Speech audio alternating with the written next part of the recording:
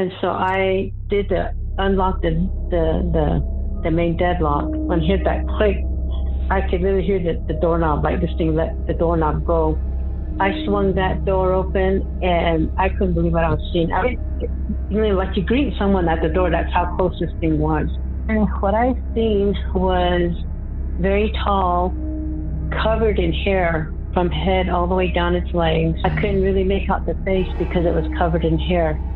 It's like we looked at each other for a couple of seconds, and it just darted off the porch. On this episode of Bigfoot Society, we talked to Brenda Harris, Bigfoot researcher in New Mexico and Arizona.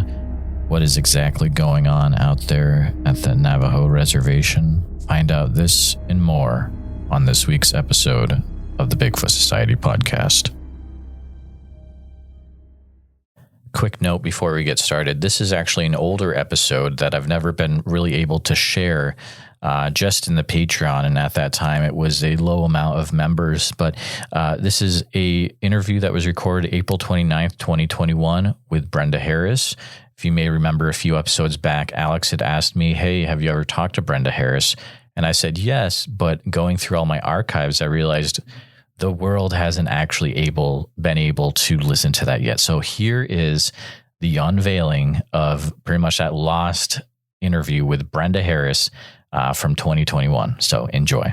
I have the pleasure of talking to Miss Brenda Harris from the Southwest, and she's here to talk to us about Arizona and Bigfoot, but we're going to get a little bit of other stuff in there as well. So Brenda, nice to meet you. Yes, nice to meet you. Thank you for having me on. Is there anything else you would want the listeners to know about yourself? I know you've got a pretty interesting YouTube channel, but what else do we have going on? Well, I do a lot of Bigfoot investigation here on the reservation. I'm mainly out of New Mexico. I do some calls from Arizona too as well. But other than that, I'm really just a stay-at-home wife, work on the farm, and just taking care of my husband, who's been ill for a while, but been back on his feet. So now we're just working on the farm, the homestead right now. And, if I get calls and, on Bigfoot, and I'll go and check into what's going on in, different areas. That's about what I do. What got you into Bigfooting originally? What was the thing that caught your interest there? Well, it goes back to, since I was a little kid, a young gal. We had some things that had happened back at home, but, I still can't explain what had come around our home, and into that. And then going to my teens, I would hear on the radio on the Navajo hour, and they would share the news of what's going on the reservation and stuff like that. And the lady would, how I got to kind of listening to this is, I'm going to back up a little bit here. My mom and dad used to take us out to Arizona. That's where my grandma lived, on mom's side of the family. And we would load up, 3, 4 o'clock in the morning, and dad had a truck and had a camper, and he made like a makeshift bed in the back, and we'd all crawl and go to sleep. And during the summer times, we would go on the weekends to go see my grandma, and it takes about 3-hour drive, a little over 3-hour drive. And on our way, as we were driving through Farmington, my parents would be listening to the Navajo hour, and something that caught my attention was the lady would be saying, "Don't be going down to the San Juan River because there's a monster down there," and that really caught my attention. And I asked my mom, "What is she talking about? There's a monster down there." "Oh, it's nothing. Just go to sleep. Wake you up when we get to grandma's." I'm like, okay. So I left it at that. Throughout the summertime, we would go, and again, that time that we had, load up and took off again. And then this time, of course, my mom and dad didn't know that I was listening. And she again would say, "Don't go down to the San Juan River."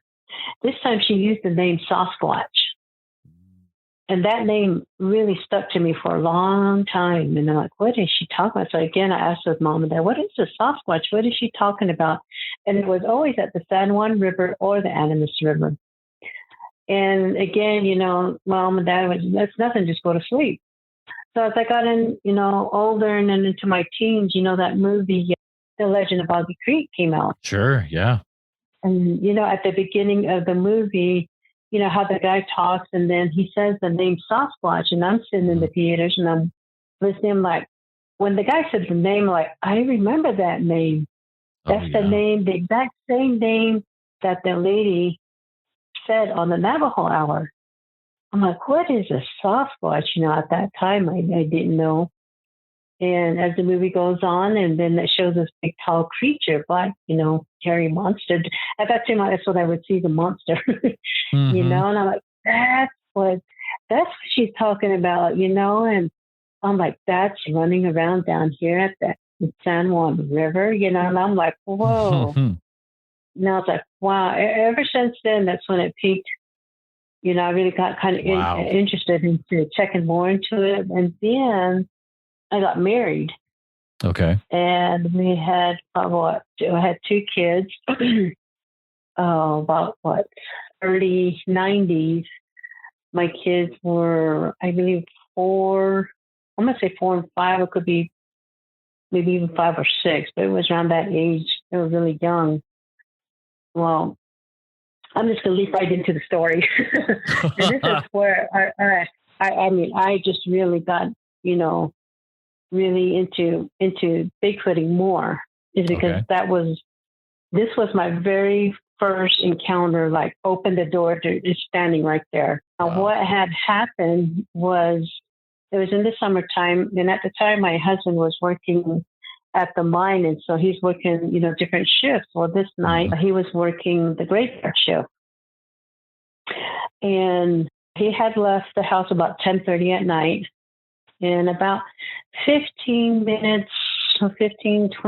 that he had left, I had all like the living room windows and our bedroom windows open because it's during summertime and it was pretty hot. So my kids, my 2 kids, and I had one of my youngest brother, at the time, he stayed with us that night. And my kids' cousins, a couple of them, stayed over from next door with us. So they're all laughing and giggling and stuff, just having a good time. And then all of a sudden, I hear something heavy walking onto the porch. Well, there was gravel that we had put just before you hit the stairs to the porch.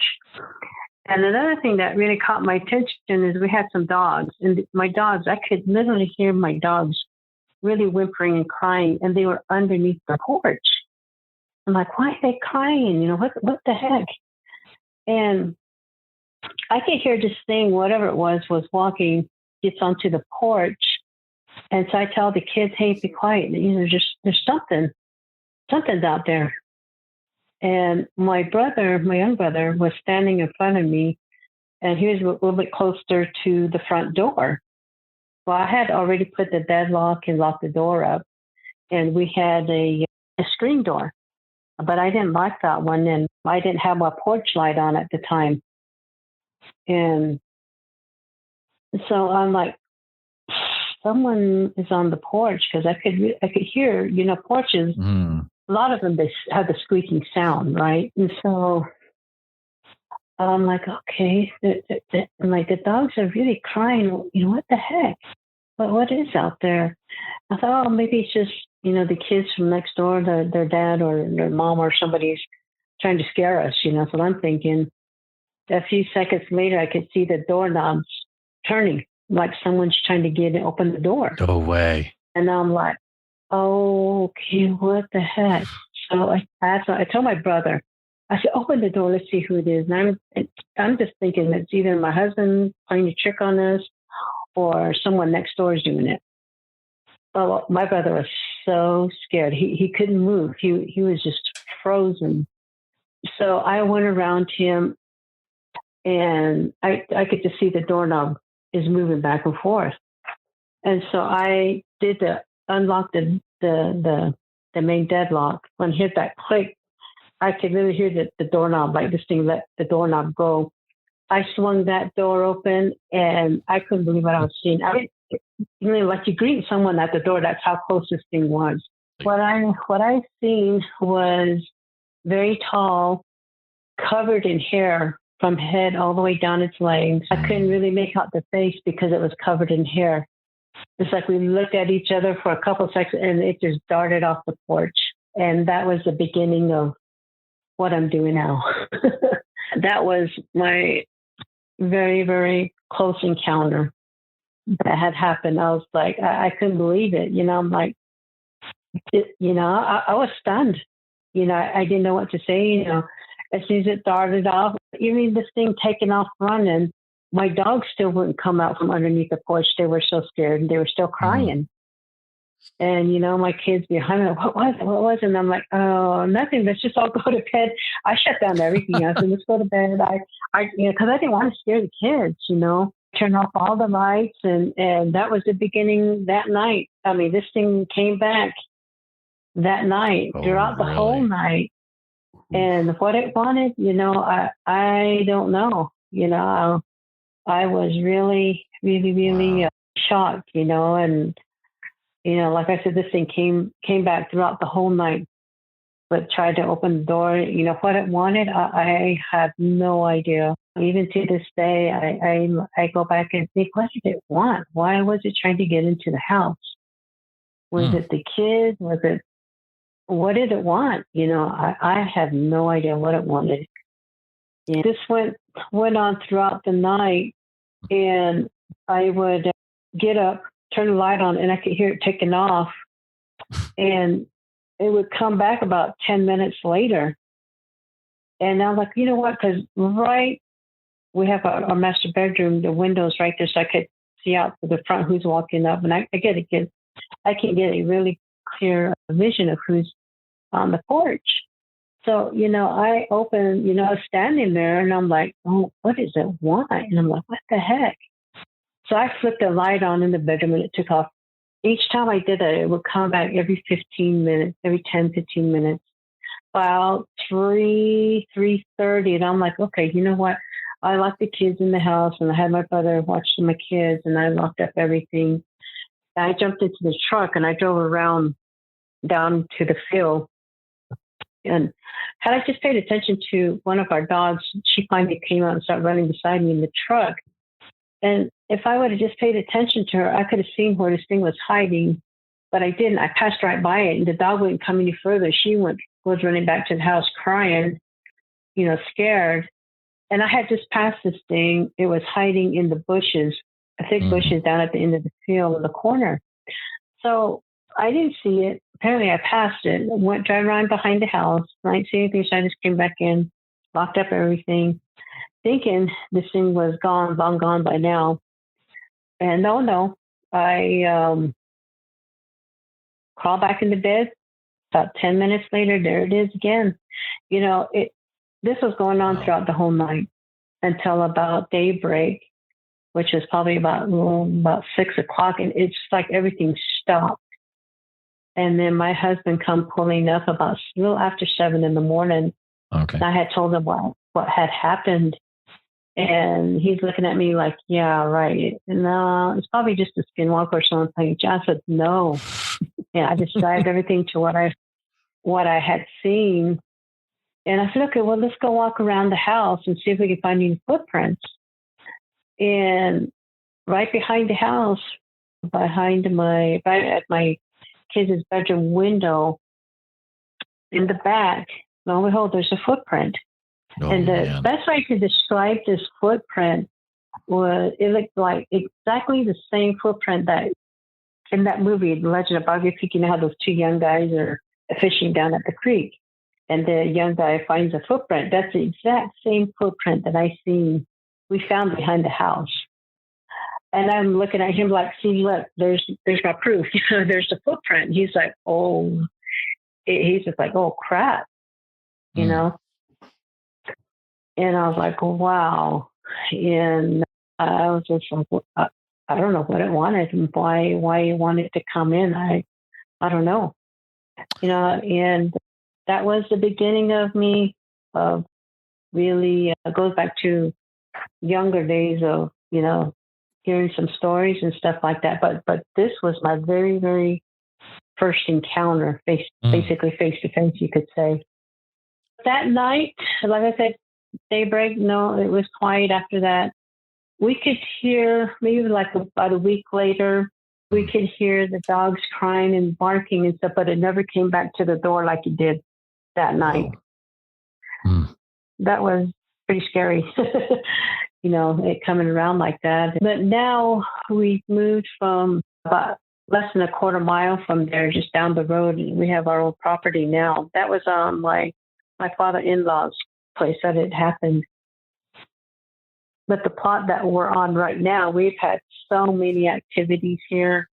It runs through our field during the summertime into the fall time when it's harvest time. When I'm saying harvest, a lot of farmers down here in our area, they plant a lot of veggies, corn, and watermelon, the garden. Well, these things like to come in and raid the garden. So they'll take the watermelon, they'll eat the corn. Yeah, so we get a lot that comes through here during that time. Fall time is when we start having to harvest. Everybody's harvesting their gardens, and that's when we get a lot of activity. So this is happening, you said, in the New Mexico area? Yes. Is this a common thing down there in Arizona and New Mexico where you have Bigfoot almost messing around with people's properties? Or is your situation pretty unique, you would say? No, it's pretty much a common thing. This thing comes around when it's hungry. Okay, like right now, these things are hungry. So there's no more harvest food. So now they're looking for food. And usually when they start coming onto people's plots, I always get calls on my dog's missing, cats are missing, chickens, rabbits, some sheep that go missing, And so when that happens, they're hungry. And so that's when they'll start going for animals. I've gotten calls out there in the Arizona area where a lot of people have had their sheep taken. I've even I got a call several years ago on some people's ranch up there out in the mountains. And one Sunday, and it was on a Friday night, I believe, that the family decided to go stay at their ranch out in the mountains.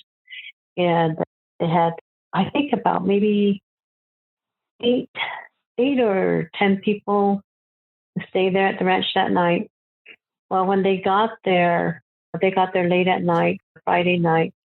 They said that they had a lot of yelling going on, a lot of it howling out there in the mountains close to their ranch. Okay. So they started a bonfire, and they said the yelling went on for, I believe, maybe hour and a half, maybe. Then it stopped, and they could hear a lot of movement around them. And Saturday, they did the rounding up cattle and stuff like that. And I believe this would be Friday, Saturday, when they got done, doing stuff, they went to the south end of their corral, walking around checking things. And they come across this deer. And this deer was, its body was like all twisted. Oh boy. And this thing just ripped into that deer. I shouldn't say deer, was a buck. They called me on Saturday night. No, it was on Sunday when I got the call.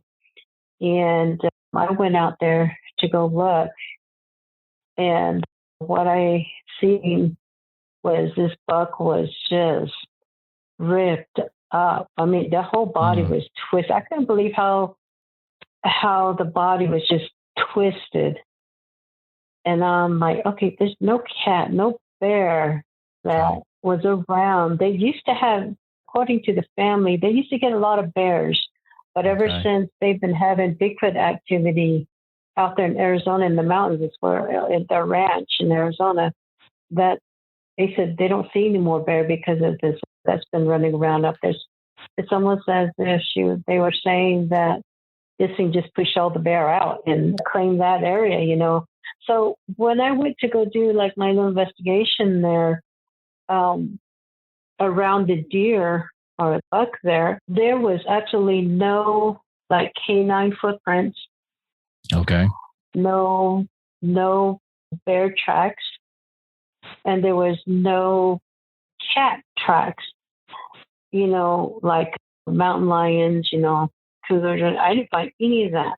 The only footprint that we come across around where that buck was killed was 16, size 16 to 16 and a half footprints that were around.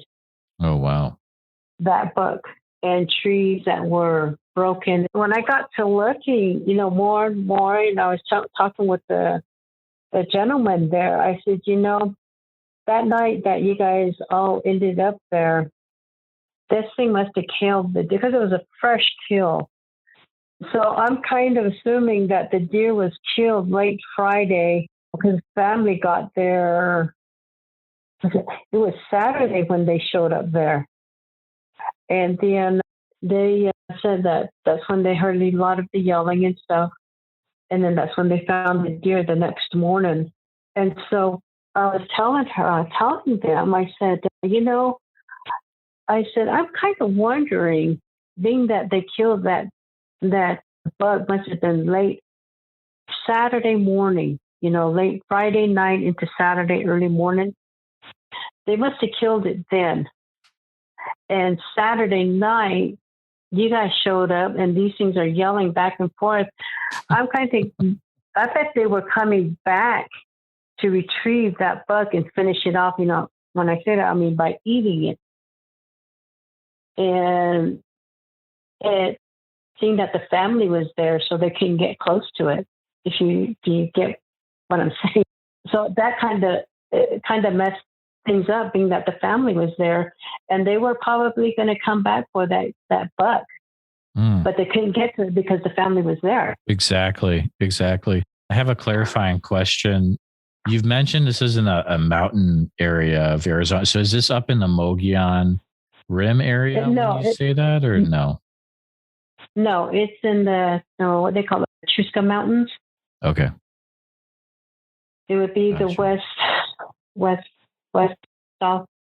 southwest. Okay. Of us. Okay. Mm-hmm. So definitely a different area. I know there's a whole area in Arizona where it's like the Mogollon Monster type deal, but that's like I've heard about that. up north of the Grand Canyon in the Mogollon Rim area. But you're saying this is a totally separate thing. This is Bigfoot in the southwest corner of the state. Yeah, is what you're saying. Okay, very interesting. It'd be the west, also up north. Okay, west, northwest. Yeah. Wow. So when you look up these reports, are you doing these yourselves, or are you involved with like a BFRO, or are you kind of like own? I have my own little team that we go and do our investigation with. Are you casting tracks if you can and things like that, or more interviewing witnesses? Yeah. Yes. The different reports that you've followed up on, have you found that there are characteristics that stand out among Bigfoot of that state? I know different states, maybe the Bigfoots have different color, fur. Have you noticed any details like that at all? From the reports that I get, and especially from like back east, somewhat like reddish brown, black, or white, we get those same here. But I think the only difference that I'm getting is the ones back east are a lot bigger than the ones here around our area, around the Chuska Mountain areas. Now, those ones out there in the mountains are pretty big, but the ones back east, I'm hearing their height start from maybe 7 to about 9 feet, 10 feet, way deep in the mountains back east. Now, around here, I think the average height that runs along the river. I'm going to say between 7 to maybe 9 feet. And then plus you get 9 feet, that goes a little bit taller up in the mountains. Those ones are a lot big, very muscular, the ones that are way, deep in the mountains. Okay. Now, the ones that are here along the rivers, a lot of them I hear, they're like scraggy looking, kind of skinny, not very muscular. There's very few that are muscular along the river, but the ones that are really just like built, I get a lot of reports those are out in the mountains. I've found that sometimes reports vary from state to state, where in some areas it seems there's very aggressive reports. Some areas, maybe not so much. Have you found any similarities in how the Bigfoot are acting in the reports that you've investigated, or maybe it's all over the place? It's all over the place. Okay. Some are aggressive. And some aren't. Among the natives, like my relatives, so many of the elderly people, the native, they say to, we just leave them alone. Let them do what they need to do. Don't bother them. You just mind your own business and it'll do its own thing, And, they always say, you're not supposed to be talking about them. You just let them be. Sometimes it gets kind of frustrating because of how they're acting now. Why are they coming up to the houses now? Why all of a sudden? They got the river, they got deers and all that down, along the rivers or out in the mountains. They got food out there. Why are they why are they coming down this way to the homesteads now? I don't have an answer for that. The food, and majority of it is food. Maybe too is they got too many people, hunters that want to try and kill one, and they don't want to be around that. So now they're hanging around, down this way along the rivers to hide. So, and, because really nobody can't be hunting down at the river anyway, down this way. Maybe that's why they feel safer this way. We do get some that's aggressive around the area, or especially out in the mountains, so they're, I'm not going to say they're nice, anything like that, but hey, go make friends with them. They're pretty nice, and right. I just don't think so, because there's going to be that one time, just that one time, like throw you, then what? Yep. And like, okay, you said it was nice. No, you don't know. I don't know. I don't want to say that I know everything. It doesn't matter who you are, or if you're some movie star or someone that has a lot of money. I don't care, because that stuff is not going to save you if this thing attacks you. Be careful out there. You just don't know with these things, because there's going to be that split second when this thing will turn on you, and then what? If there were people that were wanting to, go to that area of Arizona that you have researched Bigfoot reports, what kind of terrain and how do they have to be prepared to go to those areas? Like, what would they need? Be in really good shape. And never wear tennis shoes. Oh, yeah. Wear good hiking boots that can support your ankle, because some of these terrains are really rough. Yeah. You'll do a lot of rock climbing, and just be prepared, and always tell someone at home where you're going to be at. Give them some kind of a location. That way, if something happens, you're not back home when you're supposed to, they can check those areas right away. Yep. And always have someone with you. Also, don't go into these areas thinking you know it all. I mean, you could be very experienced hiker, but again, there's that split second that something could happen that it'll blow your mind away. You just have to be so alert and be careful. Yeah. It's always take someone with you. And for me, I've always taken a sidearm just in case. I'm not going to go out there just to go shoot it because I want to. I'm taking it for my protection and for whoever's going to be going along with me. Got to protect them too. Oh yeah, for sure. Not Bigfoot's not the only thing that's out there that's running around out there, and whether it be New Mexico or Arizona or Colorado, there's a lot of strange things running around out there in the mountains. So, be really careful. You just got to be alert and always make sure you have enough light on your flashlight. And yeah, just be careful, super careful. There any other interesting reports that you've investigated over the years to do with Arizona that might come to mind? I've gotten one where a family, as a matter of fact, happened it's going to be about 2 years now, I believe, where two separate families. Okay, so one happened in August. A family towards, I believe it's in August, they went out pinyon picking out there in Arizona in the mountains. And I think it was Black Rock I kind of think it was Black Rock. I'm trying to remember. But somewhere in that area in Arizona, family went pinyon picking. And if you don't know what a pinyon is, they're like little nuts. Shake them off the tree and, they'll harvest those, pick those. So the family went out there and they had some of the kids with them. Well, the little girl was, I believe she was picking some or something. Well, this Bigfoot came and tried to take off with the little girl. Oh, wow. And the parents saw and they went after it and they tried to chase that thing off. And they from what I understood was that they grabbed the little girl's arm and trying to pull her back. And they did get the little girl this thing. They got this. I don't know how they got this thing to release her arm. They got her back and they just packed her and they just left. They went straight to, I believe, to the police department, Navajo PD, out there in Arizona, and told them what had happened. And they just took a report down. I don't know what happened with that. But the following month, another family, they went out pinyon picking again. They said that same thing happened, but this time this thing would try to take off with the little boy.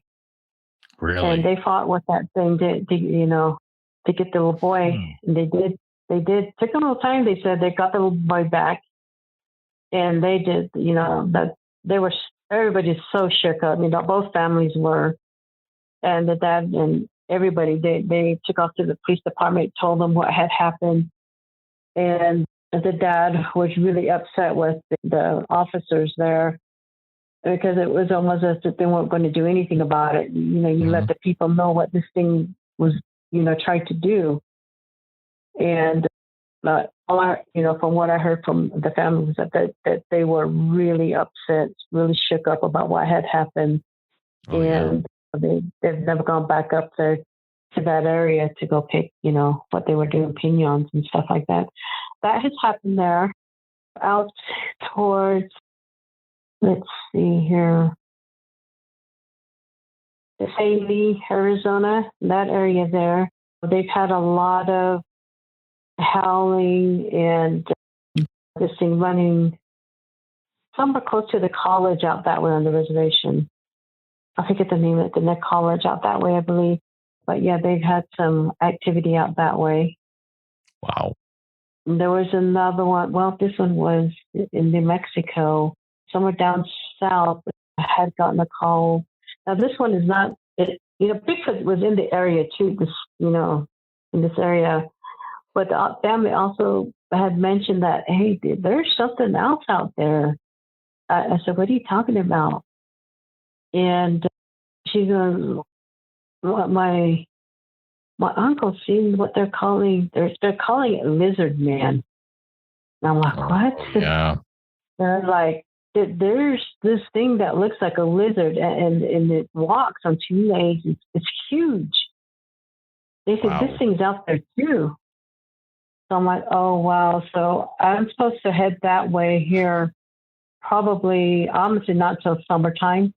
Okay. When I get to clear that everything is okay, they go that way. Mm-hmm. And they said they had found a cave down that way. They believe that's where this thing is, and they wanted me to go set up some cameras and stuff like that. So that's probably what I'll do and go check into that. So I'm like, oh, wow, lizard man. I'm like, okay, that's not the weird thing I've heard.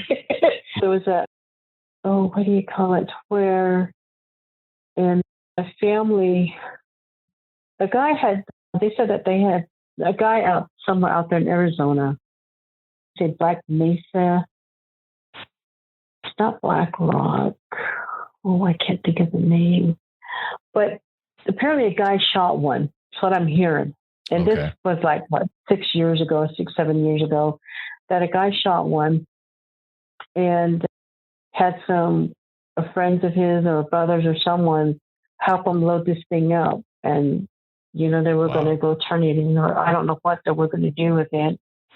But one of the guys started kind of bragging about it from what I understood. Mm-hmm. And the word got out so fast. And they said within about 15, 20 minutes from where this guy had the body in his truck, all of a sudden they said that they guys in the, I think it was a black van, all the windows tinted, everything. And these guys, they took that body and they took their phones and they just erased every picture that they had. Wow. And they said that they closed that area off and they scraped up every blood that was where this guy shot it. I mean, they said they just swept that area and cleaned everything out. That's intense. And they said they took all the blood, everything. I was like, wow. They said they were here within about 20 minutes after the guy was bragging about it. They hauled everything off. That's crazy. And I was like, wow. So I was like, wow. So, that's one thing you don't do. You come across something like that. Don't brag it or post it, Keep it quiet. Yeah. Keep it quiet. I know. But come on, people. People do not know how to be quiet. That's for sure. No. Oh, man. No. Brenda, this has been extremely, extremely fun. Thank you for sharing with us, with the listeners, about Bigfoot in the state of Arizona. I appreciate you talking with me and sharing your stories that you have looked into and your personal encounters. Thank you. You're welcome. Thank you for having me on. I really appreciate that. You got it. Have a great rest of your night, Brenda. You too. Thank you so much. Become a supporting member of the Bigfoot Society podcast by going to www.patreon.com/the Bigfoot Society and receive extra episodes and early ad-free episodes as well. If you've got a personal Bigfoot encounter you would like to submit for me to share on the podcast, please head on over to www.bigfootsocietypodcast.com. There you'll find the Share Your Bigfoot Encounter form a little lower on the page, and please take a minute to share as many details as you can. Please state if the encounter is anonymous or what name you would like associated with the encounter. And as always, thanks for listening.